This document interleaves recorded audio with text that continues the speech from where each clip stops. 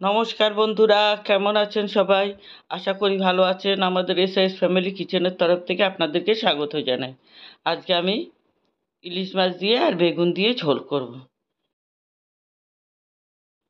দীঘা মোহনার থেকে ইলিশ মাছ নিয়ে এসেছি, একদম টাটকা ইলিশ, ছোট হলেও অনেক টেস্ট। এখন মাছের পিসগুলোকে নুন হলুদ মাখিয়ে নিচ্ছি।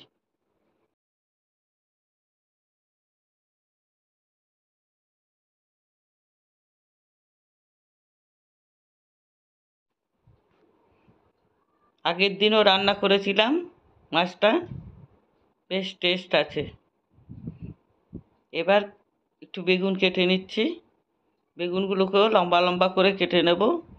বেগুন দিয়ে ঝোল করব, পাতলা ঝোল। বেগুন কেটে নিয়েছি লম্বা লম্বা করে, আর কিছু দেব না। তেল গরম করে মাছগুলোকে হালকা করে একটু ভেজে নেব। মাছগুলোকে হালকা করে একটু ভেজে নেব, কারণ মাছের মধ্যে ডিম আছে, ডিমটা তো সিদ্ধ হতে হবে, সেই জন্য একটু ভেজে নিচ্ছি।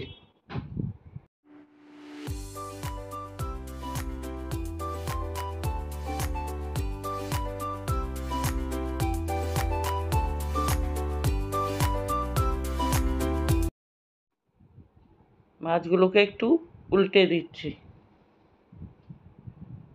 এবার মাছ ভাজা হয়ে গেছে, মাছগুলো উঠিয়ে নিচ্ছি। মাছের মধ্যে বেশ তেলও আছে।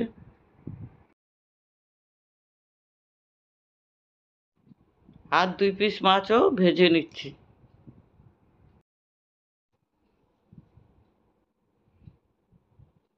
মাছটা ভাজা হয়ে গেছে, উঠিয়ে নিচ্ছি।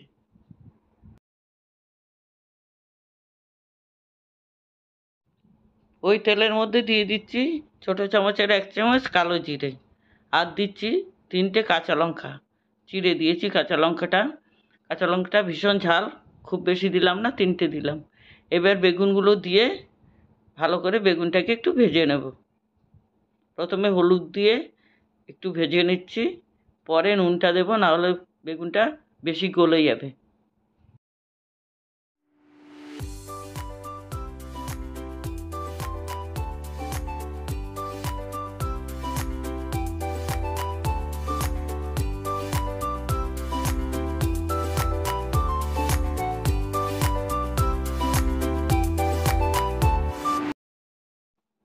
বেগুনটা এবার ভাজা ভাজা হয়ে গেছে, দিয়ে দিলাম পরিমাণ মতো নুন।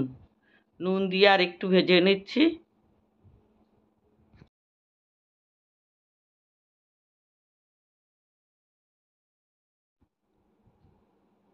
এবার দিয়ে দিলাম 1 চামচ জিরে বাটা। জিরে বাটা দিয়ে একটু নাড়িয়ে চাড়িয়ে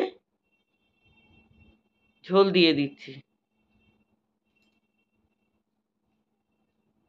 একটু পাতলা ঝোল করব।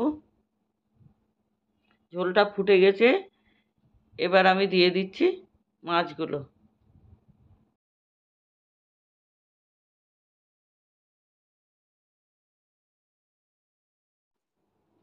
এবার 5 মিনিটের জন্য ঢেকে দিচ্ছি, কারণ ডিমটা যাতে ভালো করে সিদ্ধ হয়ে যায়। এবার 5 মিনিট হয়ে গেছে, ঢাকা উঠিয়ে নিলাম। এবার মাছগুলোকে আমি নামিয়ে নিচ্ছি। বন্ধুরা, আমাদের ভিডিও যদি ভালো লাগে একটা লাইক করবেন, কমেন্ট করবেন, আর যারা এখনও সাবস্ক্রাইব করেননি তারা সাবস্ক্রাইব করে নেবেন। আজ তবে এখানে রাখছি, ফিরে আসবো অন্য কোনো দিন অন্য কোনো রেসিপি নিয়ে। ধন্যবাদ।